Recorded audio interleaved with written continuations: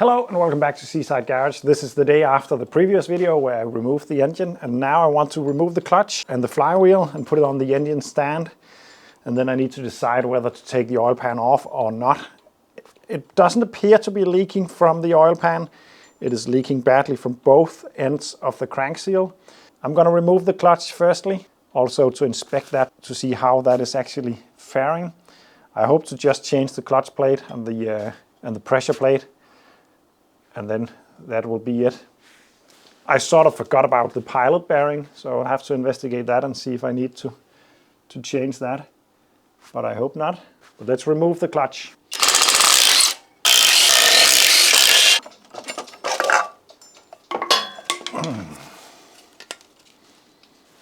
It's just about to go, this clutch, so it's perfect timing. At least there's not much left before it touches the rivet on this side.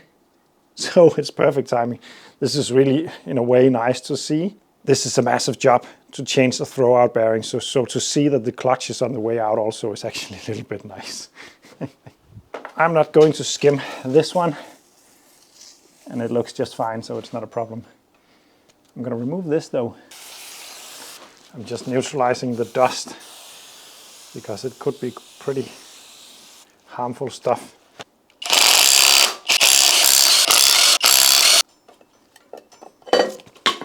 There we go. And I didn't think of this when ordering the new parts because I tend to just always forget. But in here is the pilot bearing. And as you can see, at least the seal is completely wrecked. So I think I need a new one. But what I also noticed is this. I know there is an oil leak from the front main seal. I was also expecting this to be leaking. The engine is slanted like this in the car, so that makes sense. You can see the leak is coming down right there. But I actually do think the leak is coming from the actual oil pan seal and not the crankshaft, and not the crank seal. I'm going to change this one anyway, but I have now decided to remove the oil pan and change the oil pan gasket also.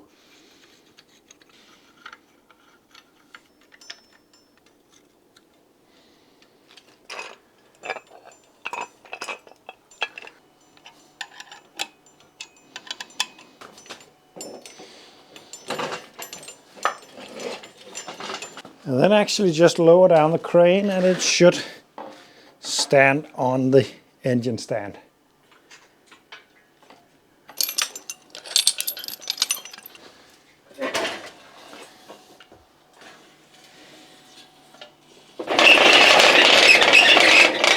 The last thing I want to do today is to drain the oil and let it drain overnight so that when I start working on it, it will be as dry as it can be.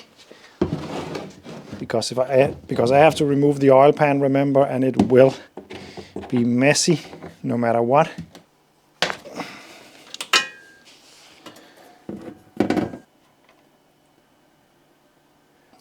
And then I will just let it drain until the morning.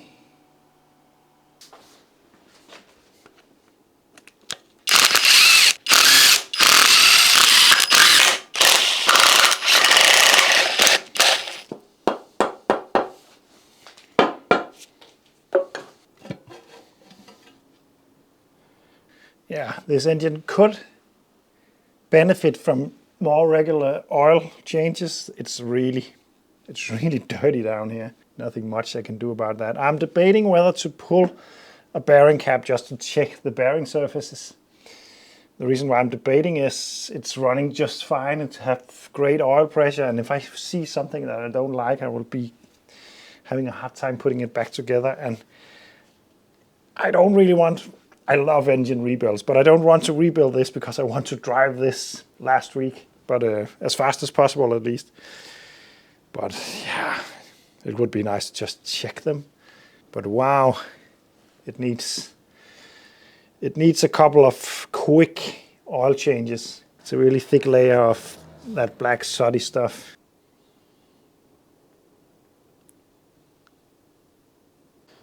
I decided to inspect visually two of the bearings. on this connecting rod and this crankshaft bearing just to see. And if there's anything worrying, then I will check them all. But remember, I'm not doing this job because of any kind of running issues on the engine or oil pressure issues. So I don't expect it. It just feels silly not to just check at least one of them.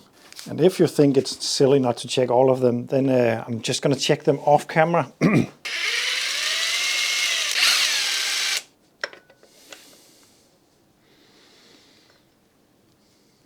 I think the journal looks just fine, but it is worrying to see the crankshaft shell being like this.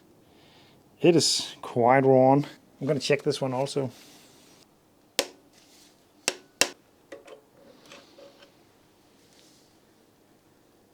Not great either, but no big damages. But it is worn, and it actually looks kind of like it has been running with the water in it at some point. Okay, so this was a bit of a surprise.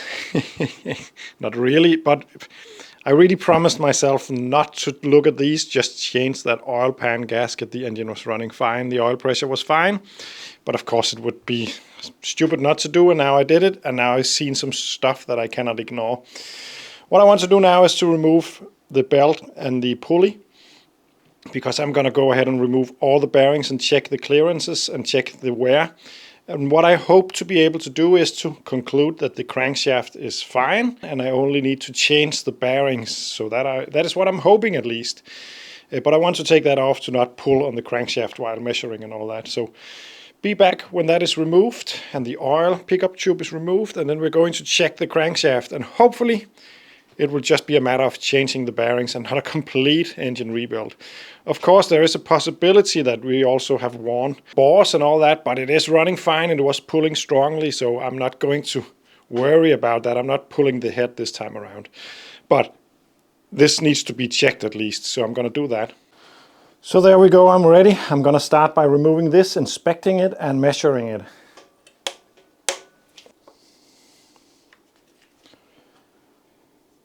This is not looking that bad. It's better than the other one, at least. I wouldn't be worried about running this one though. I'm not saying I'm gonna change them all because of the one worn, so but this looks fine. I'm gonna measure it anyway. And also inspect the crank. It looks all right. I'm gonna take some plastic gauge. And this is just a piece of plastic that squishes when I torque it down, the bearing cap. Then I can remove it and measure the width of it. And by that I can check the clearance on a piece of schematic that comes with the plastic gauge. Pretty clever stuff and very simple. So I'm going to do that.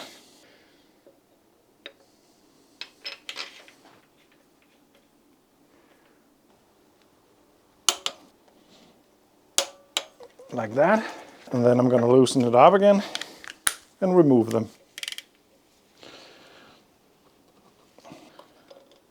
There we go, and as you can see, it has now been squashed, and then I can take my millimeter size and find out which one corresponds to that squish.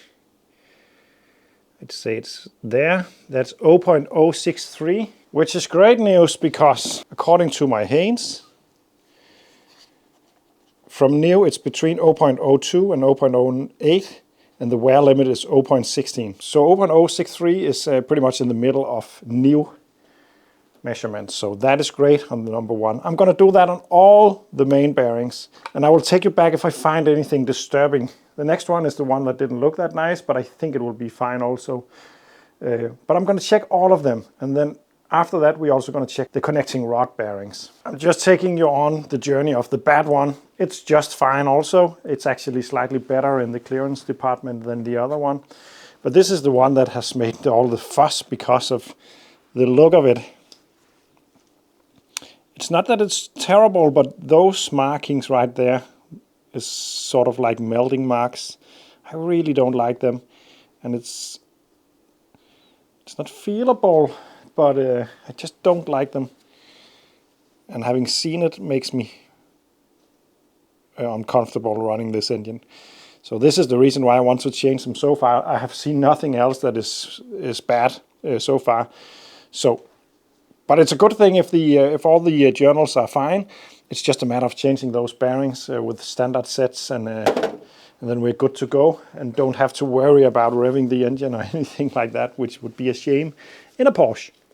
So I'm just going to clean this up and then do the rest of them also. You actually don't have to remove the plastic gauge, but I always do. I don't like to let it stay in there.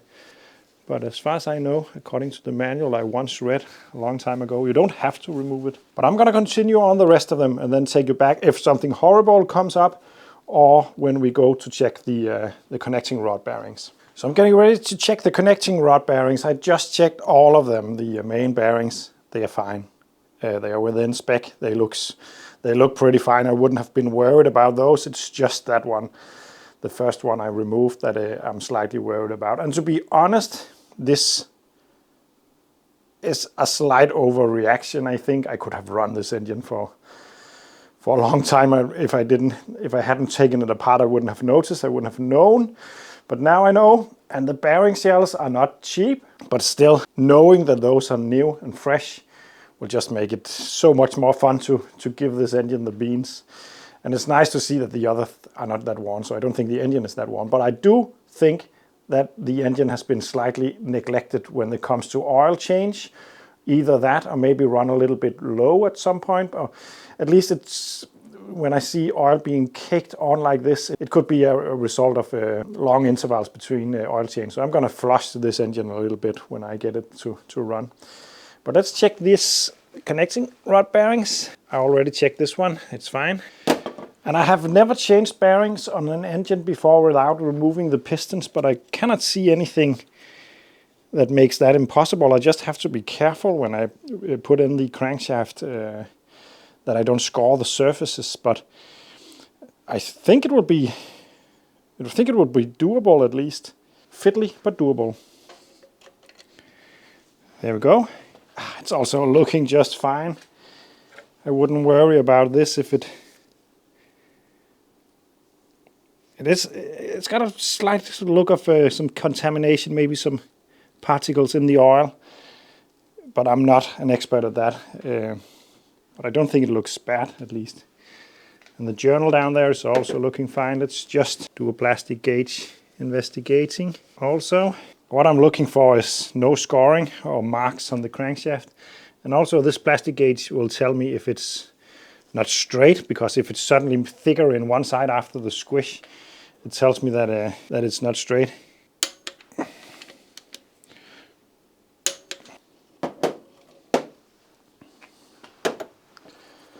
And let's plastic gauge that one. Well, it's between 0.05 and 0.038. And what is the specifications? Between 0.02 and 0.07, and 0.1 is the wear limit. So that is also very, very fine. This engine is just fine. And is it a slight overreaction to change the bearings because of the worn over here? Maybe. But I will just sleep better at night knowing that they are new and nice. And I don't really like that spotted look they have. So I think I'm going to change them just for the reassurance. It will be a couple of €100 though, so it's actually good news. I have decided to just change the bearings. I just really dislike the bearing right there, and then I know everything is all right. So I'm going to order them up and wait and then change them, and I'm going to change them without removing the head. It's a bit fiddly, but it's possible. There's no head gasket issue, so I don't really want to take that apart. Also, this was not supposed to be an engine rebuild, and it's not going to be. It's just going to be refreshing what's needed to be done. I also noticed something else that is going to be something that needs to be fixed right there. It's supposed to be a mounting bolt.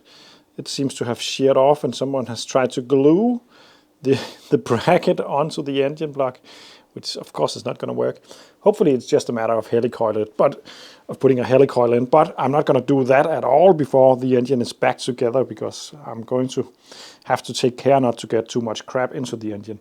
What I want to do next, and the last thing I want to do in this video, is to flip the engine around and take a look at the cam, just to make sure that nothing worrying is up there. And then I'm going to pack this engine away and wait for the parts. It will take at least a week to get here. But let's just do that, check that.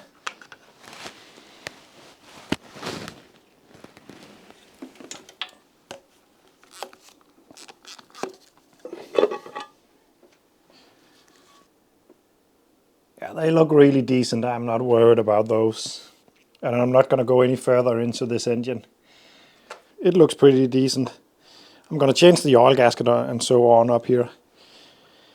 And see if I can adjust the valves. I don't think I can without having shims. But I could check them at least. But I won't do that today. So this will be all for this video. It wasn't the video I was expecting, but it is. I've been making videos for quite a lot of years now, and I'm quite surprised that I'm still being surprised that the stuff just is not going to go the way that you think it is. There is always something coming up that you have to do something about. And this time I was actually slightly worried when I watched that first bearing.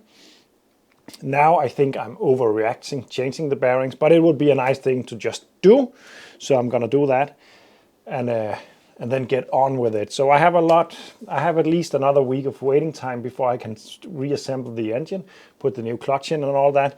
But I have lots of other stuff I can do on the Porsche. So this will be all for now. I have gotten a few Patreons through the last few days. Thank you for that. It's a big deal for me at the moment. So yeah, thank you. If you are interested in doing that, there is a link for the Patreon down below. It will cost you around the same as a couple of cups of coffee on the highway, but it's a big deal for me. So if you want, go down below and check the link. Thanks for watching and see you in the next one.